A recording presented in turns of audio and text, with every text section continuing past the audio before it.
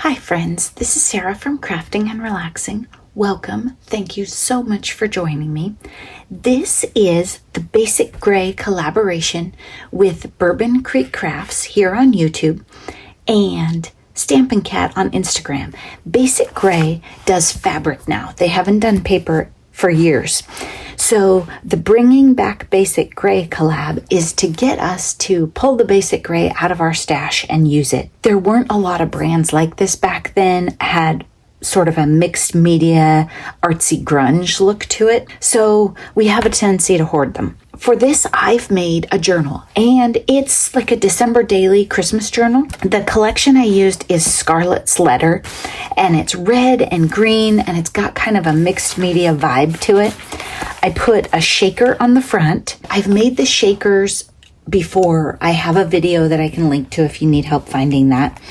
When I put this one on, I used wet glue on all the layers, and then I remembered I don't love that because the cover has a mind of its own now. So it's going to take me a little while to retrain it and get it to lay down and be polite, but that's okay.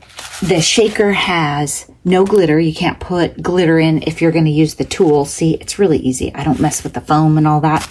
And a couple different size sequins and some snowflakes.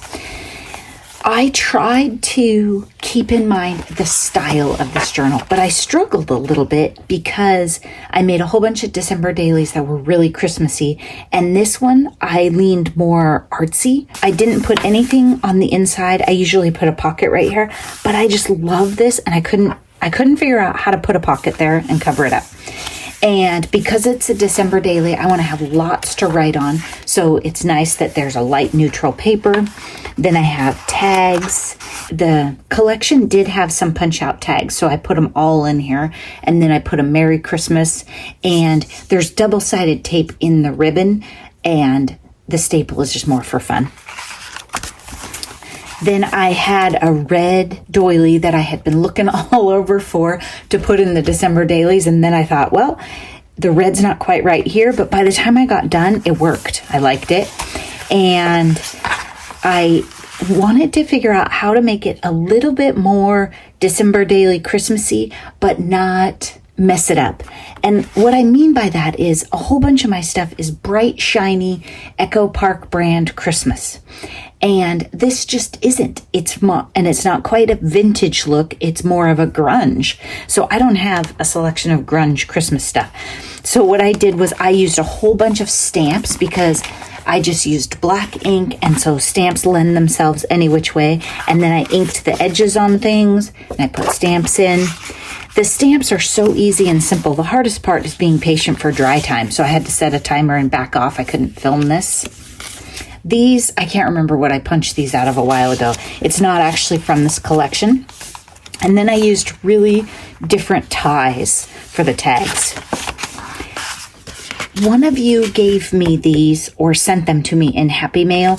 They were 7 gypsies, and there were a bunch of them in there, and I sewed one in here, and then I added this one and put some snowflakes on it. And again, kind of a vintage artsy look, so I think it works. I used my snowflake punch. I just want you to be impressed that I remembered I had it. So I snowflake punched that, and then I stamped some snowflakes down there. And gray is kind of a stretch, but it's really trendy, and it worked, right? I mean, it's in the paper collection. Then in here I have scraps of the paper, and on this one I stamped Starlight, Star Bright, a wish for peace on earth tonight. And then I used, I think, one of these. So remember, if you want to make your stamp narrow, well, just use part of it. They're your stamps, but don't think about how they look on the block, or especially if they're clear, because you can just cut them up with scissors. Think about how you want them to be used. I don't have a million really narrow stamps, but I do have a lot of star stamps, don't I? Then here's the other one that I sewed in, Fun Page. And here one of the stamps I used, well, a couple of the stamps were trees, and then I found this one, but I didn't want to wait for the ink to dry, so I might add this one somewhere. And this is, I think, an old Stampin' Up one, and then I had its friend right here. So these are stamps that are like, well, let's just say old. How about that? This came with the collection, and I just inked the edges. And then this is some of the waxed linen thread that I tied this journal with. And part of the reason I used waxed linen thread is I don't use the cream color very much, and I thought this was a good one to use it on. I have a scallop punch here. Oh, see, I got wet ink. That's probably from this. I have a scallop punch, and I like that a lot because it lets that red show. And then I just added a snowflake there for fun. Then it was kind of boring, and I was like, how am I going to bring in more Christmas? But at the same time, I was thinking, well, it doesn't have to be Christmas, does it? I mean, you could go the other way. So Best of Christmas Cheer is an old postcard. It could just be a really artsy journal. Some snowflakes, a scrap of the paper. I changed things up at the last minute. I like how that one turned out. These are cute little Post-its. Again, one of you gave them to me, and they're Post-its in this little box, and I thought, oh my gosh. So I took, I don't know, about yay of the stack and put it in there, and I did put a touch of glue on the back. Hope that doesn't mess somebody up in the future, but I wanted the pad to stay and not fall off the page. It does add some bulk, but it's so darn cute and useful that I just like it. I didn't care. I love Post-its. I have to have Post-its everywhere. Then 2 of the tags and different ties on them. Just plain pages. And I'll show you the trick for those at the end. And another postcard. I think the colors kind of work. I was just trying to find something. I set this journal aside and worked on some card fronts for a while in hopes that I would stumble into things that worked for this. I didn't find very many. Then this was the other half of that card, the Santa card, and I loved this part.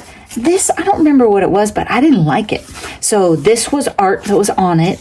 I made a pocket to put it over it, which, you know, if you look at it, you don't think, oh, she's trying to hide something. And then I liked this, the contrast of the white and the black popping out. So I'm just going to leave that one.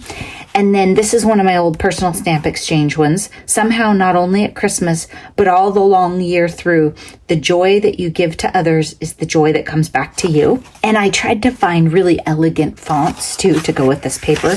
Oh, this one's funny. Okay, I just got lucky on this one. These are woodblock stamps, old PSX. Look, watch. Oh yeah. So I was just stamping along and I was multitasking and I had a layer here, but I didn't have one here, and it got on the page and I was like, can I make that happen? So I did. I just re-stamped it right over it and it worked. If it hadn't worked and it had looked horrible, I would have gone with a sticker, a pocket, something. But every now and then you just try something and it turns out fun. This one says, Lord, make me an instrument of your peace, St. Francis of Assisi. I think it should work. I usually keep my stuff super neutral, but these are all really Christmassy. This says believe, and it was just, I don't know how you have butterflies in winter, but I like it. This says the story. I cut something off there. I just got lucky on where I cut it. I was just going through trying to find papers that worked. And that was when I was looking through for stuff for the card fronts. I found that. And then in here, look what I have in here. I have a little vellum bag with the numbers, so you could turn it into a December daily if you wanted.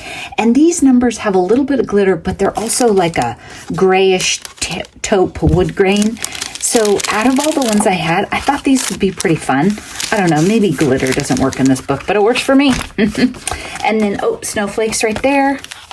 Snowflakes and stars, you can't go wrong with that. It's pretty naked, you know, as far as the journal goes and what I would call it, but I think it has a lot of potential. I'm going to lay something on it, kind of get it to behave.